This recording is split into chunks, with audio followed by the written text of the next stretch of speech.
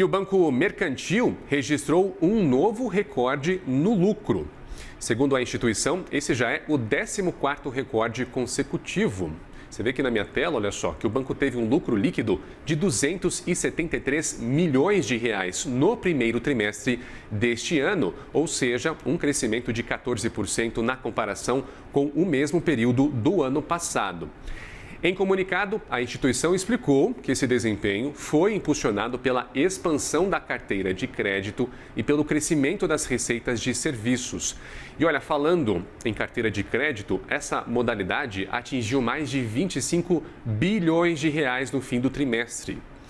Segundo o Banco Mercantil, isso acontece porque a expansão foi posicionada em linha de produtos de menor risco.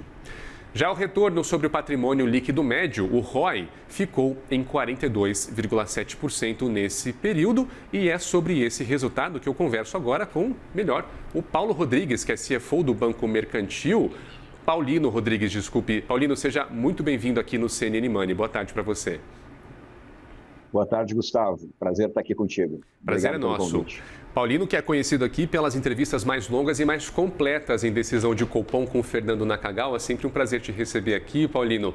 Vamos falar então sobre esse balanço, está aberto aqui na minha tela, falar logo ao que salta os olhos. 273 milhões de reais no primeiro TRI, o que, como a gente viu aqui, não é qualquer número, é o 14º recorde de lucro líquido seguido. Paulino, quais são as estratégias que a gente vai detalhar aqui que o banco vem adotando nos últimos anos para conseguir chegar nesse resultado e qual que é o limite dessa escalabilidade sem comprometer a qualidade dos ativos do banco, Paulino? Bom, Gustavo, o Mercantil é um banco de 82 anos, mas ao longo dos últimos anos ele tem se posicionado mais fortemente no mercado do público que nós chamamos de 50 a mais. Então, principalmente aposentados, pensionistas que recebem benefícios previdenciários do INSS. Então, toda a oferta do banco, todo o seu desenho tem sido conduzido para melhor atender esse cliente. E isso começou a entregar resultados cada vez mais consistentes ao longo dos últimos anos, de tal maneira que a gente hoje apresentou ao mercado, pelo 14º trimestre consecutivo, um lucro recorde, que é esse lucro de 273 milhões que você bem definiu. Então, hoje, toda a oferta do banco, ela busca atrair e reter, fidelizar esse cliente 50 a mais. Então, o banco hoje tem uma operação de crédito ao consumo, né, consumer credit, como a gente fala, ou crédito pessoa física massificado. Temos crescido ao longo dos últimos trimestres basicamente o triplo do mercado, a despeito de uns cenários econômicos desafiadores. O crédito, é claro, que é o grande motor de resultado do banco, mas além do crédito, nós construímos especificamente para esse público toda uma oferta de produtos e serviços que vão, inclusive, além do financeiro. Então, nós temos, por exemplo, produtos voltados para assistências, que são serviços que têm caído muito no gosto desse nosso público, e com isso a gente consegue ter uma oferta mais ampla e não ser tão dependente somente do crédito. Como eu disse, claro que o crédito ele é bastante importante no nosso composto aqui, tanto para atrair e reter o cliente, como para rentabilizar o banco, mas é bem mais do que isso. A gente conseguiu ter uma proposta de valor, uma oferta para esse cliente que o mantém satisfeito e feliz trabalhando com o mercantil. Muito bem.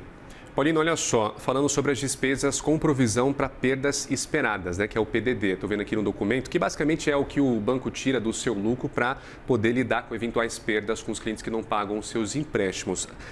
Eles atingiram aqui 376,9 milhões de reais nesse trimestre. Como é que a gente explica esse valor tão elevado, Paulino? Isso frente ao lucro líquido de 200 e tantos milhões que o banco teve. A gente realmente, nos últimos 2 trimestres, eu diria, Gustavo, a gente viu um aumento no chamado custo de risco, que é a relação entre essa PDD que você referiu e o volume das operações de crédito, né, a carteira de crédito que o banco possui. O principal aspecto para explicar esse aumento é o produto do consignado privado, que foi lançado há aproximadamente 1 ano, e que tem apresentado uma performance, não só no caso do mercantil, mas eu diria que no mercado como um todo, uma performance na perspectiva de risco, né, de inadimplência, aquém da expectativa. Então, nós imaginamos para frente que essas questões sejam contornadas, mas, por hora, a gente está tendo que lidar com esse nível de provisões um pouco mais elevados do que a gente está acostumado a ver nos resultados do mercantil. Apesar disso, quando nós olhamos a inadimplência do banco como um todo, você pode perceber que a inadimplência do banco, até vou dar o número exato para você aqui, atingiu 3,3% nesse primeiro trimestre de 2026, enquanto a do mercado de pessoas físicas no Brasil atingiu 7%. Então, apesar de tudo isso, né, que a gente acabou de falar, o mercantil ainda ostenta menos da metade da inadimplência, aquela acima de 90 dias, a mesma que você referiu agora há pouco, que é menos da metade da inadimplência de mercado. Então, obviamente que acende uma luz laranja e nós temos que ter muito cuidado, tem que estar com a mão no pulso aqui da carteira de crédito todo dia para mantê-la numa performance que é a nossa expectativa, mas a gente observou, sim, muito por conta dessa linha nova do consignado CLT, né, privado, a gente notou, sim, uma deterioração na performance da carteira, que foi o que ocasionou esse aumento na PDD, como nós chamamos, a provisão para devedores duvidosos. Paulino, falando em crédito e carteira, essa carteira de crédito do mercantil está, claro, altamente concentrada aqui no empréstimo consignado, que é o carro-chefe do Banco Mercantil. Aqui o documento fala em mais de 70% do total, né? Essa dependência excessiva desse produto, de um único produto, não representa um risco estratégico se a gente tiver aqui no horizonte uma mudança regulatória? Sem dúvida, Gustavo. Pelo perfil do nosso público, como eu falei antes, ele é majoritariamente composto por beneficiários do INSS. O crédito consignado do INSS ele é a linha de crédito mais barata para esse público, né? É uma linha que no mercado como um todo ela tem hoje praticamente 300 bilhões de reais de carteira e que origina algo na casa de 100 bilhões de reais ano no sistema financeiro como um todo. Então ela é uma linha muito importante. E no nosso segmento de atuação, Gustavo, não tem muito como a gente não estar concentrado no consignado, porque esse é o primeiro produto que esse público vai buscar, principalmente por ser um produto relativamente barato, né? A taxa máxima do consignado hoje é 1,85% ao mês. Então, esse cliente composto majoritariamente de pensionistas e aposentados, dificilmente ele vai encontrar uma taxa mais atrativa em outros produtos no mercado. Além do que, é uma linha que tem um prazo bastante longo, né, de até 96 meses. Então, é inevitável que nós tenhamos uma certa concentração nesse produto, porque ele é o produto preferido desse nosso cliente típico. Obviamente que isso representa, sim, um risco que nós temos que cuidar bastante bem desse portfólio, mas é algo que eu diria, Gustavo, que ele faz parte do DNA do banco. Então, nós temos a missão de bem servir esse cliente e isso passa pela oferta do consignado INSS, sem dúvida alguma. É um risco inerente, né, Paulino? E olha, falando sobre o cenário macro aqui do Brasil, e claro, geopoliticamente falando também, não é dos melhores, né? A gente viu o Boletim Focus projetando uma inflação para o final do ano já em quase 4,90%, já está longe aí da meta do Banco Central. E o Banco Central, apesar de ter feito esse corte de 0,25 ponto percentual na última reunião, na ata do Copom não deu muitos sinais de que isso tende a continuar por muito mais tempo, né? O ciclo de corte de juros pode acabar antes do que a gente estava esperando. Então, como é que a gente mantém uma rentabilidade do Banco Mercantil tão acima da média num cenário como esse no longo prazo, Paulino?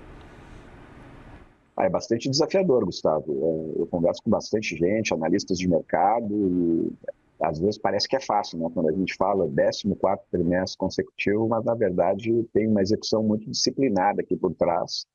Você bem coloca o cenário macroeconômico e até geopolítico, e ainda a gente tem também eleições esse ano, que sempre aumenta a volatilidade do mercado financeiro interno, né, aqui no Brasil. Então, a gente tem que saber lidar com isso. É desafiador. A receita que nós temos buscado, e vale lembrar também que o consignado INSS, que é o nosso carro-chefe, ele está com os menores spreads da sua história. É um produto que existe no mercado há mais de 20 anos, ele foi regulado em 2003, se não me falha a memória, e está nesse momento na menor margem histórica. Ainda assim, a gente tem conseguido, por eficiência operacional e ganhos de escala, eu acho que essa tem sido a grande tônica do banco. Apesar da gente enfrentar um cenário macro e também setorial bastante desafiador, a gente tem conseguido ganhar escala, ou seja, fazer o banco crescer e capturar esses ganhos de escala de modo a preservar as margens do banco. Então, esse ROI, que se não for o melhor, é um dos melhores do setor, acima de 40%, que nós divulgamos hoje, ele já vem sendo mantido por algum tempo. Claro que a gente não tem como prometer que vai manter um ROI nesses patamares no longo prazo, mas a gente tem trabalhado sim para que o banco continue entregando aos seus acionistas um nível de rentabilidade bastante destacado.